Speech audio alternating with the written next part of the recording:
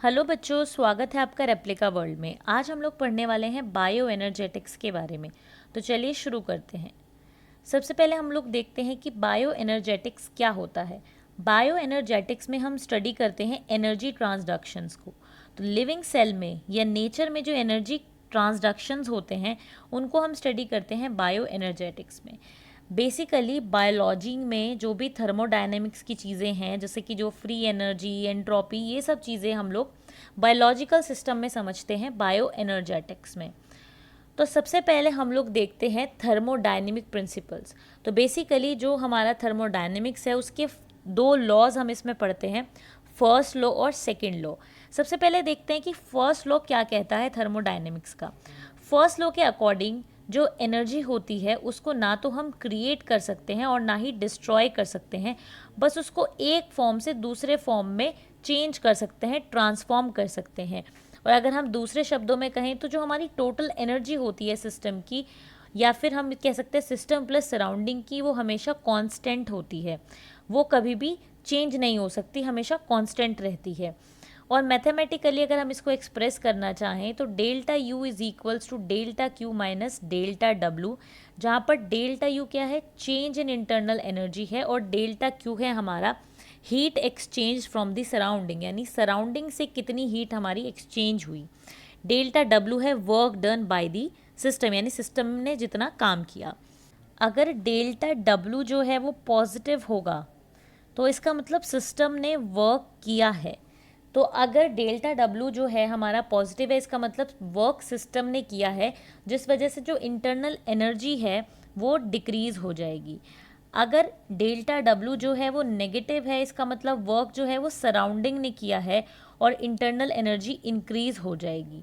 उसी तरीके से अगर हम बात करें हीट की, तो अगर हीट जो है वो पॉजिटिव है तो इसका मतलब ये है कि heat has been transfer to the system, यानी हीट सिस्टम को ट्रांसफ़र करी गई है, जिसकी वजह से इंटरनल एनर्जी इंक्रीज़ हो जाती है। डेल्टा क्यू अगर नेगेटिव है, इट मीन्स हीट अगर नेगेटिव है, इसका मतलब हीट सराउंडिंग को ट्रांसफ़र करी गई है, जिस वजह से इंटरनल एनर्जी हमारी डिक्रीज़ हो जाती है, कम हो जाती है। तो इससे हमें पता चलता है कि अगर सिस्टम से कोई भी चीज़ ली जाएगी, सिस्टम से कोई भी कंट्रीब्यूशन लिया जाएगा, तो इंटरनल एनर्जी डिक्रीज़ होती हुई हमें नज़र आएगी।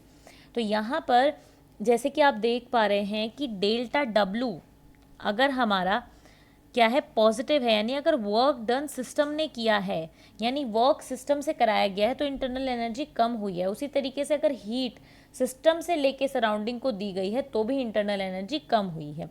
तो यहाँ से हमें ये चीज़ क्लियर हो जाती है। अब हम चलते हैं सेकेंड लॉ ऑफ थर्मोडायनेमिक्स पर। सेकेंड लॉ ऑफ थर्मोडायनेमिक्स के अकॉर्डिंग अगर कोई भी रिएक्शन स्पॉन्टेनियसली चल रही है, कोई भी प्रोसेस स्पॉन्टेनियसली चल रही है, तो उसकी जो टोटल एंट्रोपी है वो हमेशा इंक्रीज होगी।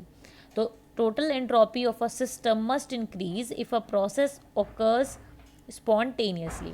अगर हम मैथमेटिकली इसको एक्सप्रेस करना चाहें तो delta S is equals to delta Q upon T, जहाँ पर delta S change in entropy है सिस्टम की, यानी कि डेल्टा एस का मतलब है एंट्रोपी में चेंज, और एंट्रोपी क्या होती है, अवेलेबल फॉर्म होती है एनर्जी की। अब इसमें कुछ इम्पॉर्टेंट कंसेप्ट्स और हैं, जैसे कि फ्री एनर्जी। आप देखते हैं कि फ्री एनर्जी क्या चीज़ होती है। फ्री एनर्जी को हम लोग गिब्स फ्री एनर्जी भी बोलते हैं, और हम ये बोल सकते हैं कि टोटल एनर्जी में से जो एनर्जी एक्चुअली में हमारे काम की है, यानी जिससे हम वर्क कर सकते हैं, उस एनर्जी को हम लोग गिब्स फ्री एनर्जी बोलते हैं। तो गिब्स फ्री एनर्जी क्या है, the actual energy which is available for useful work is Gibbs free energy। Gibbs free energy को हम डिनोट करते हैं डेल्टा जी से, जहाँ पर इसका जो इक्वेशन है वो है delta G is equals to delta H minus T delta S. तो डेल्टा एच क्या है, चेंज इन एंथैल्पी, टी है एब्सोल्यूट टेम्परेचर, और डेल्टा एस है चेंज इन एंट्रोपी। ठीक है, और डेल्टा एच जो है, अगर हम डेल्टा एच की बात करें तो एक्चुअली में ये क्या है, change in heat content of reactant and product. Basically जो रिएक्टेंट और प्रोडक्ट के बीच में जो हीट एनर्जी का चेंज हुआ है, ठीक है, रिएक्टेंट्स और प्रोडक्ट्स में जो हीट कंटेंट में चेंज हुआ है, एक्चुअली उसको मेजर करने का काम हमारा डेल्टा एच करता है। तो अब एक और इम्पॉर्टेंट चीज़ है, हीट की एक इम्पॉर्टेंट बात है कि अगर किसी भी केमिकल रिएक्शन में हीट रिलीज़ होती है, अगर किसी भी केमिकल रिएक्शन में हीट रिलीज़ होती है तो ये रिएक्शन एक्सोथर्मिक है।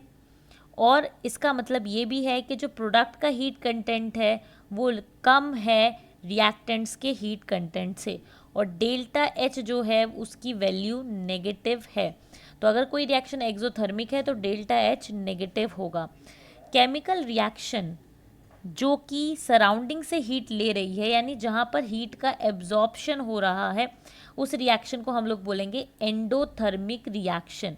तो रिएक्शन एंडोथर्मिक कौन सी है? जहाँ पर हीट का एब्जॉर्प्शन हो रहा है, सराउंडिंग से हीट को लिया जा रहा है। इस केस में डेल्टा एच जो है हमारा पॉजिटिव होगा। डेल्टा जी की अगर बात करें तो डेल्टा जी को हम रिएक्शन की डायरेक्शन प्रिडिक्ट करने के लिए यूज़ कर सकते हैं। किस तरीके से? अगर डेल्टा जी हमारा नेगेटिव होता है तो रिएक्शन हमारी स्पॉन्टेनियसली चलेगी और फ्री एनर्जी का लॉस होगा, जिस वजह से जो हमारी रिएक्शन है वो एक्सर्गोनिक होगी।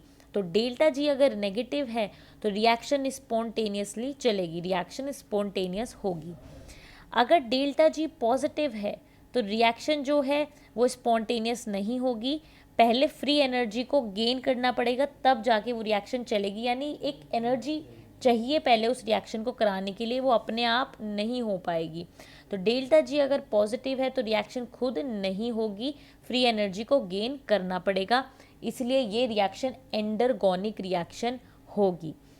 अब तीसरा केस आता है कि अगर डेल्टा जी ना पॉजिटिव हो ना नेगेटिव हो, अगर ज़ीरो हो जाएगा तो क्या होगा? अगर डेल्टा जी ज़ीरो होगा तो जो सिस्टम है वो इक्विलिब्रियम में है, जहाँ पर फॉरवर्ड और रिवर्स रिएक्शन के जो रेट हैं इक्वल हैं। जिस रेट से फॉरवर्ड रिएक्शन होगी उसी रेट से रिवर्स रिएक्शन भी होगी इस कंडीशन में, जहाँ पर डेल्टा जी हमारा ज़ीरो के इक्वल है। अब इसकी जो रिएक्शन है वो है delta G is equals to delta G not plus R T natural log of B upon A. तो इस तरीके से ये इसकी मैथमेटिकल इक्वेशन है। तो डेल्टा जी क्या है यहाँ पे? Gibbs free energy, delta G not standard free energy change, और आर हमारा गैस कांस्टेंट, टी हमारा टेम्परेचर है, और बी और ए कॉन्सेंट्रेशंस हैं रिएक्टेंट्स और प्रोडक्ट्स के। अब जो हमारी ये एक्चुअल फ्री एनर्जी होती है, यानी कि डेल्टा जी, जिसको हम change in Gibbs free energy भी बोल रहे हैं, तो change in Gibbs free energy यानी डेल्टा जी जो है एक्चुअली एक फंक्शन है डेल्टा जी नॉट का। अब ये जो हमारा डेल्टा जी है ये किस किस चीज़ों से इन्फ्लुएंस होता है? ये टेम्परेचर, प्रेशर और जो इनिशियल कॉन्सेंट्रेशन है रिएक्टेंट्स और प्रोडक्ट्स का, इनसे ये क्या होता है? इन्फ्लुएंस होता है, और इनके अकॉर्डिंग इसकी वैल्यू हम बोल सकते हैं कि चेंज होती है। तो बच्चों इस तरीके से ये कुछ टर्म्स थी, या फिर कह सकते हैं ये एक तरीके का इंट्रोडक्शन था बायो एनर्जेटिक्स का। बायो एनर्जेटिक्स में हम और भी लेक्चर्स देखेंगे आने वाले टाइम पर, और वहाँ पर और भी चीज़ों को समझेंगे। तो बच्चों आज के लिए सिर्फ इतना ही। मैं उम्मीद करती हूँ वीडियो आपको अच्छी लगी होगी। अगर अच्छी लगे तो लाइक ज़रूर करें, शेयर करें और रेप्लिका वर्ल्ड को सब्सक्राइब करें।